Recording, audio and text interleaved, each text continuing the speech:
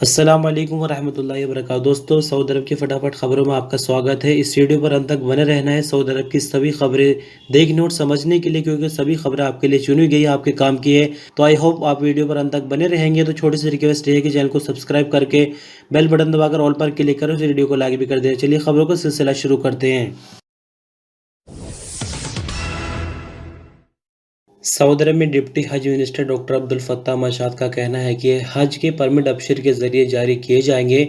अल अखबार चैनल के अल राशिद प्रोग्राम में दिए गए इंटरव्यू के दौरान उन्होंने कहा कि हाजियों की बस में एक हेल्थ इंचार्ज तैनात किया जाएगा। जरूरत पड़ी तो हर 4 हाजियों के लिए एक अधिकारी तैनात किया जाएगा। उन्होंने कहा कि कोरोना वायरस से निपटने के लिए आइसोलेशन का इंतजाम किया गया है। इस साल हज मौसम में स्मार्ट कार्ड भी इस्तेमाल किए जाएंगे। डिप्टी हज मिनिस्टर ने कहा कि 50 साल या उससे ज्यादा उम्र के ऐसे लोग जो वैक्सीन लगवा चुके हैं उनको पहले हज करने का मौका दिया जाएगा। शर्त यह है कि उन्होंने पहले हज न किया हो। 18 साल से कम उम्र के किसी भी शख्स को हज वाली जगहों पर जाने की बिल्कुल भी इजाजत नहीं दी जाएगी। उन्होंने कहा कि हज वाली जगहों पर खाने पीने का अलग से कोई इंतजाम नहीं होगा। इस साल हज की जगहों पर आम लोगों को भी किसी तरह की मदद करने का कोई मौका नहीं दिया जाएगा। यानी जिस तरह से हाजियों की मदद के लिए, खिदमत के लिए आम लोग खाने के पैकेट वगैरह बांट देते थे, उसकी भी कोई इजाज़त नहीं होगी। आपकी जानकारी के लिए बता दें कि मिनिस्ट्री ऑफ हज उम्रा के ऐलान के मुताबिक इस साल 60,000 लोग हज पर भेजे जाएंगे और सिर्फ सऊदी शहरी और अजनबी वर्कर ही इसमें शामिल है। बाहर से किसी को इजाज़त नहीं दी गई है। सऊदी अरब में रियाज बैंक के सीईओ तारिक अल सविदान ने कहा कि सऊदी अरब के ईस्टर्न रीजन में एक ऐसा नया शहर बनाया जा रहा है जो कैशलेस होगा। अरब न्यूज के मुताबिक किंग सलमान एनर्जी पार्क, जिसको शॉर्ट में सबार्क नाम दिया गया है, दम्माम और अलहसा के बीच है और इसे 50 स्क्वायर किलोमीटर के एरिया पर बनाया जा रहा है। इस पार्क में एक लॉजिस्टिक जोन और सूखी बंदरगाह भी शामिल होगी। सपार्क ने मार्च में ऐलान किया था कि इस प्रोजेक्ट के पहले स्टेज का 80% काम सरकारी तौर पर पूरा हो चुका है। तारिक अल सविदान ने अलबरिया नेट को बताया कि रियाज बैंक और किंग सलमान एनर्जी सिटी सपार्क के बीच एक नए कॉन्ट्रैक्ट पर साइन किए गए हैं, जिसमें इसका मकसद इस प्रोजेक्ट को पूरी तरह डिजिटल शहर में बदलना है। उन्होंने आगे कहा कि हमारी ख्वाहिश है कि सपार्क सिटी पूरी तरह डिजिटल हो, क्योंकि एक नया शहर है जहां कैश इस्तेमाल नहीं होता और सभी तरह के लेन देन दुकानों और सर्विसेज में इस्तेमाल के लिए एक खास पासकोड होगा। आपकी जानकारी के लिए बता दें कि स्पार्क सिटी 2035 तक पूरी हो जाने पर सऊदी अरब की जो एनुअल इनकम होगी उसमें 22 अरब रियाल कमाकर देगी। 350 से ज्यादा कारोबारी और इसकी बदौलत 1 लाख लोगों को रोजगार मिलेगा और 350 से ज्यादा इंडस्ट्रीज और सर्विस देने वाली कंपनियों की सौदेशन होगी। सऊदी क्राउन प्रिंस मोहम्मद बिन सलमान ने साल 2018 में इस प्रोजेक्ट की नींव रखी थी। सऊदी अरब में रियाज मेट्रो काम पूरा होने के करीब पहुंच चुका है और इसके उद्घाटन की तैयारियां की जा रही हैं। रियाज के मेयर प्रिंस फैसल बिन अयाफ ने हाल ही में बताया कि ट्रेन का 90% काम पूरा हो चुका है और बहुत जल्द इसका उद्घाटन होगा। अखबार 24 के मुताबिक रियाज रॉयल कमीशन के एग्जीक्यूटिव चेयरमैन फहाद अल रशीद का कहना है कि रियाज मेट्रो इस साल की तीसरी तिमाही के दौरान बाकायदा ऑपरेशनल हो जाएगी। बीते साल के आखिर में रियाज मेट्रो चलाने का काम शुरू किया गया था। रियाज ट्रेन अरब दुनिया के बड़े प्रोजेक्ट में से एक है। इसकी कुल लंबाई 176 किलोमीटर है और इसके 85 स्टेशन है। रियाज शहर के ज्यादातर जगहों पर ट्रेन सर्विस मिलेगी। इसकी लागत की अगर अंदाजा लगाया जाए तो 84 अरब रियाल के लगभग है। रियाज ट्रेन ड्राइवर के बिना ऑटोमेटिक सिस्टम से चलेगी और रिमोट से कंट्रोल होगी। इसकी बोगियां स्पेशल तौर पर डिजाइन की गई है। आपकी जानकारी के लिए थोड़ा सा बता दें, वैसे तो इसका रूट बहुत लंबा है, लेकिन कुछ बड़े स्टेशन के नाम ऐसे हैं: king Khalid international airport, king Abdullah commercial complex, Riyadh की बड़ी यूनिवर्सिटीज, किंग फहद स्टेडियम, शहर के सेंट्रल इलाके, पब्लिक ट्रांसपोर्ट और जो टूरिस्ट प्लेसेस हैं, खासकर उन जगहों पर ट्रेन जरूर मिलेगी। सऊदी अरब के डिप्टी हज व उमरा मिनिस्टर डॉक्टर अब्दुल फत्ताह मशाद ने कहा कि मशार मुक़द्दसा में एक खेमे में हाजियों की तादाद 4 से ज़्यादा नहीं होगी। सब अखबार के मुताबिक उन्होंने कहा कि इस बात का ख्याल रखा गया है कि हर हाजी के बीच जो सोशल डिस्टेंसिंग यानी जो फासला होगा वो 2.5 मीटर का होगा। डिप्टी हज व उमरा मिनिस्टर ने कहा कि इस साल कोशिश करेंगे कि गैर कानूनी तौर पर जो हज करने के लिए आते हैं उनका रेशो 0 कर दिया जाए। यानी सख्ती इतनी ज़्यादा होगी कि जो इलीगल हज करने की कोशिश करते हैं उनको बख्शा नहीं जाएगा।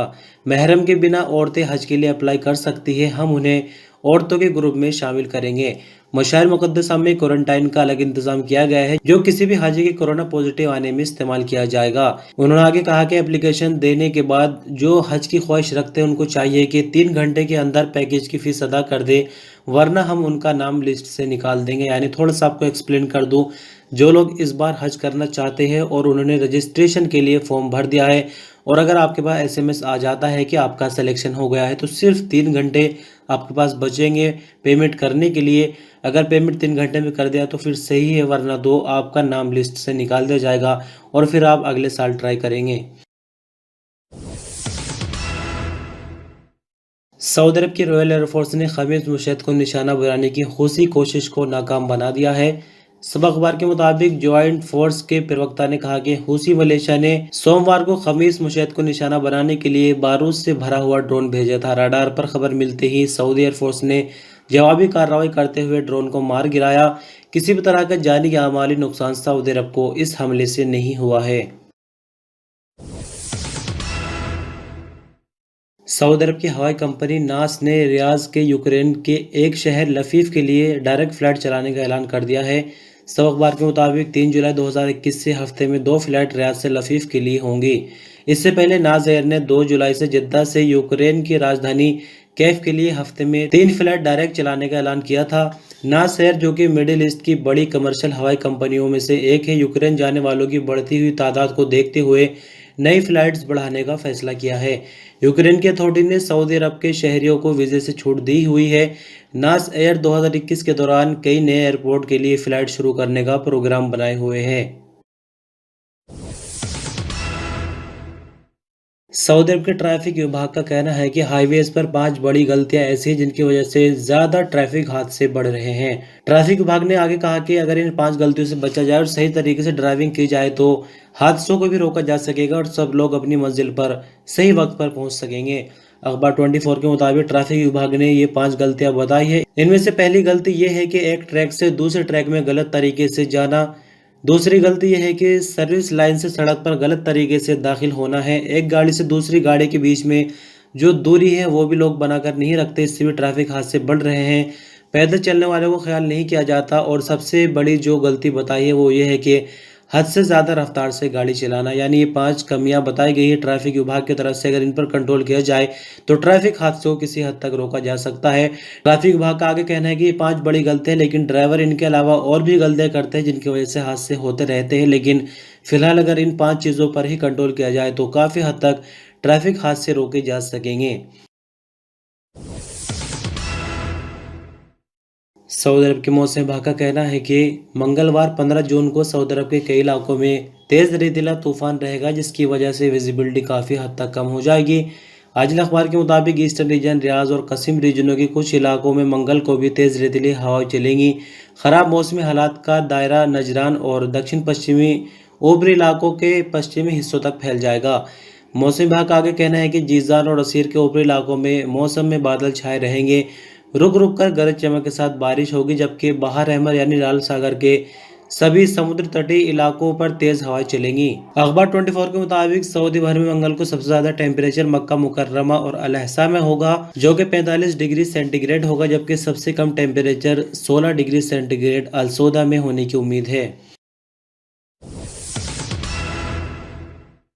सऊदी अरब की मिनिस्ट्री ऑफ हेल्थ की तरफ से आई नई कोरोना रिपोर्ट के मुताबिक बीते 24 घंटों के दौरान नए मरीजों की तादाद 1109 रही, जबकि नई रिकवरी 1148 से रिकॉर्ड की गई। 18 नई मौत हुई, जिसके बाद कुल मरने वालों की तादाद बढ़कर 7590 हो जाती है। एक्टिव मामलों की बात करें तो 10,075 हो गए हैं, जिनमें से 1596 क्रिटिकल मामले हैं। कुल मामले सऊदी भर में अब तक 4,65,797 हैं, जिनमें से अगर रिकवरी की बात करें तो 4,48,093 हो चुकी है। सऊदी अरब का नेशनल म्यूजियम बुधवार 16 जून से खोलने का ऐलान किया गया है। कोरोना के चलते बंद किए जाने के बाद अब रूटीन के मुताबिक काम करने लगेगा। सऊदी अरब की सरकारी न्यूज एजेंसी एसपीए के मुताबिक नेशनल म्यूजियम मैनेजमेंट ने सोमवार को ऐलान करके कहा कि बुध 16 जून से म्यूजियम रूटीन के मुताबिक सुबह 9 से रात 9 बजे तक खोला जाएगा। जुमेरात को सुबह 9 से रात 11 बजे तक और जुमे को दोपहर 1 से रात 11 बजे तक खुलेगा, जबकि इतवार को बंद रहेगा। नेशनल म्यूजियम मैनेजमेंट ने लोगों से कहा कि गेट पर तवक्कलना ऐप दिखाने के पाबंद होंगे। नोज मास्क और सोशल डिस्टेंसिंग की भी पाबंदी करना होगी। आपकी जानकारी के लिए बता दें कि सऊदी अरब का नेशनल म्यूजियम 1999 में बनाया गया था। सऊदी अरब की हिस्ट्रिकल पैलेसेस में से ये एक है। ये रियाद शहर के अल मुरब्बा मोहल्ले में किंग अब्दुल अजीज हिस्टोरिकल सेंटर के करीब है। यमन में बारूदी सुरंगों को हटाए जाने के लिए सऊदी प्रोजेक्ट मसाम के तहत जून के दूसरे हफ्ते के दौरान यमन में 2183 बारूदी सुरंगें साफ की गई है। सऊदी अरब की सरकारी न्यूज एजेंसी एसपी के मुताबिक आंकड़ों में बताया गया है कि 2 एंटी पर्सनल सुरंगें और 728 एंटी टैंक बारूदी सुरंगें शामिल है। इसके अलावा 1646 जगहों पर नाकाम बारूदी सुरंगों का मलबा साफ किया गया, जबकि 7 ऐसी सुरंगें थी जिनसे ब्लास्ट हो सकता था, उनको भी नाकाम बनाया गया। किंग सलमान बिन अब्दुल अजीज की हिदायत पर यमन के अंदर बारूदी सुरंगें साफ करने के लिए मसाम प्रोजेक्ट शुरू किया गया है। प्रोजेक्ट शुरू होने के शुरू से अब तक टोटल 2,54,918 बारूदी सुरंगें साफ की जा चुकी हैं। सऊदी अरब में दक्षिणी जद्दा के अल खमरा मोहल्ले में केमिकल के गोदाम में सोमवार को जबरदस्त आग लग गई। काले धुएं के घने बादल आसमान से बातें करने लगे। अखबार 24 के मुताबिक सिविल डिफेंस ने अपने बयान में कहा कि आग पर फौरन ही कार्रवाई करके काबू पाया गया। आग से कोई जानी नुकसान नहीं हुआ है। जद्दा म्यूनिसिपैलिटी ने बताया कि जलने वाले गोदाम का एरिया 1400 स्क्वायर मीटर है। सिविल डिफेंस की टीम ने रिकॉर्ड वक्त में आग पर काबू पा लिया। आसपास के गोदामों तक आग को फैलने से रोक दिया गया। तेज गर्मी की वजह से आग पर काबू पाने की कार्रवाई चैलेंजिंग थी। सऊदी अरब की मिनिस्ट्री ऑफ कॉमर्स के इंस्पेक्टर्स ने सऊदी अरब की राजधानी रियाद में सोने और कीमती पत्थरों के गैर कानूनी कारखाने के खिलाफ कार्रवाई की है। अजनबी वर्कर बिना लाइसेंस के कारखाना बनाए हुए थे। अखबार 24 के मुताबिक मिनिस्ट्री ऑफ कॉमर्स ने अपने बयान में बताया कि अजनबी वर्कर जेवरात बनाने के कारखाने एक सऊदी शहरी के नाम से खोले हुए थे। मिनिस्ट्री आगे बताया कि जेवरात बनाने के टूल और कीमती पत्थर और सोना जब्त कर लिया गया, जबकि गैर कानूनी तौर पर कारखाना खोलने वाले और कारीगर को गिरफ्तार करके पुलिस के हवाले कर दिया गया। आपकी जानकारी के लिए बता दें कि सऊदी अरब में इन दिनों मिनिस्ट्री की तरफ से चेकिंग का सिलसिला लगातार जारी है। यानी जो गैर कानूनी काम सऊदी अरब में हो रहे हैं उनको पकड़ा जा रहा है। खासकर जो ऐसे कारोबार है सऊदियों के नाम से जो खोले गए हैं और अजनबी उनको चला रहे हैं, ऐसे कारोबार की भी खासकर जांच पड़ताल आजकल की जा रही है और जहां कहीं कोई कमी दिख रही है वहां पर कार्रवाई की जा रही है। तो दोस्तों, इस तरह से खबरों का सिलसिला बस यहीं ख़त्म हो जाता है।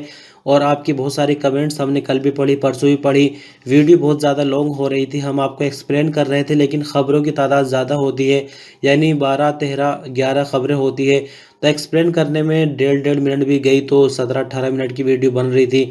बट अब हमने एक्सप्लेन करना छोड़ दिया है, आपको सिंपल खबरें बता रहे हैं। जितनी भी वीडियो लंबी बन जाएगी, इससे ज़्यादा शॉर्ट नहीं किया जा सकता। आई होप आपका प्यार और सपोर्ट यही बना रहेगा। बने रहिए gulf life Hindi YouTube channel में। बहुत बहुत शुक्रिया। वीडियो बनने तक बने, छोटा सा लाइक देके मेरे कामयाब बना सकते हैं। चैनल पर नए हैं तो सब्सक्राइब कर सकते हैं, चाहे तो वीडियो को शेयर भी कर सकते हैं। अल्लाह हाफिज़।